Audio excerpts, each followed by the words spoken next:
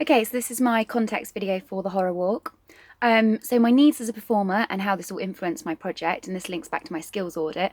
So obviously with this project, by its very nature, it is an interactive theatre, immersive theatre experience, and that means that we're going to have to use a lot of physicality, and physicality is on my skills audit. I'd like to build up my own strength and fitness to make sure that I do have the stamina basically to keep performing and to keep performing at a high quality level. Also, physicality in terms of like characterization of the body, because it's a very physical performance. It's a very physical representation of who we are as our character. We are miners. We've been kept underground for 100 years, so we're going to be quite sort of haggard, decrepit, sort of scary, hunched over. So our whole body language is going to have to communicate to the audience that we are these miners that have been sort of mutated by the plague. So a lot of sort of facial expressions that suggest that we're sort of warped and angry.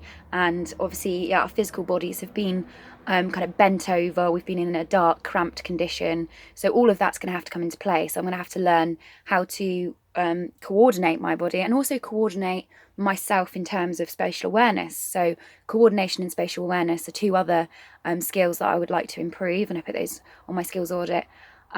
So coordination, just being aware of what I'm doing at a certain time, how I'm using my arms, what I'm doing with my legs, what I'm suggesting with my face type, not forgetting my character just because I'm like, oh, distracted by something. And that's something that I've been aware of before, where sometimes you're acting and you can quite quickly sort of slip out of character because you just sort of get distracted. And obviously that then communicates to the audience that you're no longer that character, and it sort of breaks the facade. So that's something I'm definitely going to look into, just sort of constantly remembering. And also stamina. So with the resets, we're going to be doing it 11 times potentially on the night. And I'll need the energy to keep going and just to restart, run around the campus, restart again, and not let the last performance be any less in quality than the first one. So learning how to prepare and use my voice was something else that I'm going to hopefully improve on.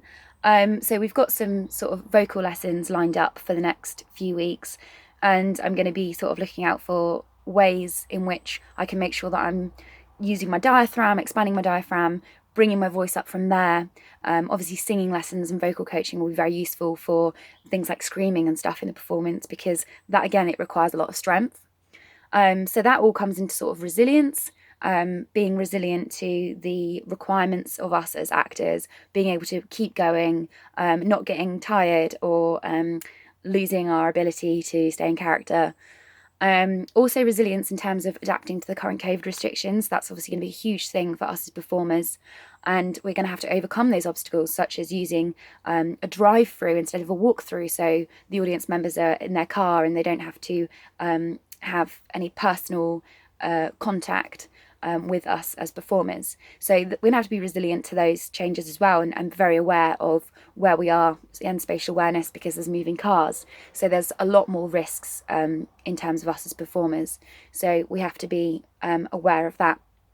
So the main sort of styles and themes and practitioners I'll be looking at is obviously looking at the style of promenade theatre, the benefits of it, which is it's very immersive, it's memorable, it's diverse. You know, it's not like your standard platform for just going to an auditorium and seeing stage audience.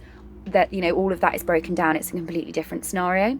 The challenges are that obviously if we're going to be outside in the dark, there's a lot of health and safety risks. Also, our lines could be lost if we're saying things because of the noise of the car, or because of just background noises and everything. So we're going to have to be aware of really amplifying ourselves, amplifying our physical performance. And also there's many challenges as well, like there's a lack of options, because we're stuck with this certain set, which is the campus. But then again, that's a benefit because we can utilize it to our needs, and be really creative with it and see how it can fit into our story, our narrative. So I'll also be looking at the genre of horror, the generic conventions of horror, so what's normally used. So are we zombies? Obviously we've been, you know, stuck down in the mine for 100 years. How does that affect us? How do we appear horrible and scary?